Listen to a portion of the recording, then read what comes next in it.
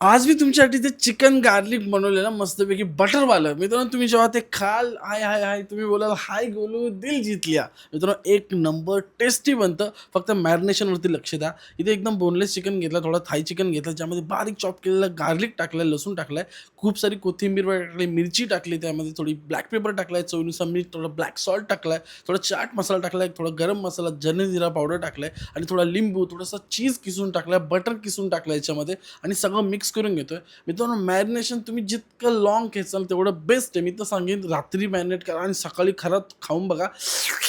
एक नंबर लागणार आहे. याच्यामध्ये चीज टाकणं खूप मॅन्डेटरी आहे आणि बटर तर ऑब्व्हियसली बटर गार्लिक बनवतोय तर बटर लागेलच ना.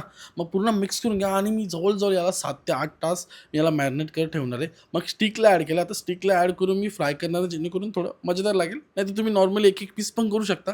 पण जो लसूण आहे ना लसूण, तो जर वेगवेगळा झाला, पडला, तव्याला चिटकला तर मग तो करपून जाईल. मग गडबड होऊन जाईल. त्यापेक्षा हे बेस्ट आहे आणि याला आपण ॲज इट इज एअर फ्रायरमध्ये पण करू शकतो. मी याच्यावरती केलंय पण मस्त लागतं हां खायला. मी हा ग्रिल पॅन यूज केला. तुम्ही नॉर्मल पॅन पण यूज करू शकता. खाली बटर फक्त लावा. वरतून थोडा बटर वरती टाकत जा. लो मीडियम फ्लेमवरती मस्त शिजवा. अशा प्रकारे झाले, की मग सर्व्ह करायचं, एन्जॉय करायचं. यासोबत तुम्ही ग्रीन चटणी वगैरे ट्राय करू शकता. मी काही जास्त ठेवलं नाही. वरतून मस्त बटर, थोडा चाट मसाला सिडकलाय आणि एन्जॉय केलंय. सगळी गेम तुमच्या मॅरिनेशनवरती मित्रांनो आणि फक्त नंतर कुक करायचं आणि एन्जॉय करायचं. एक नंबर स्टार्टर बनतो. पाहुणे येतील, वेडे होऊन जातील. वेडेच असतील.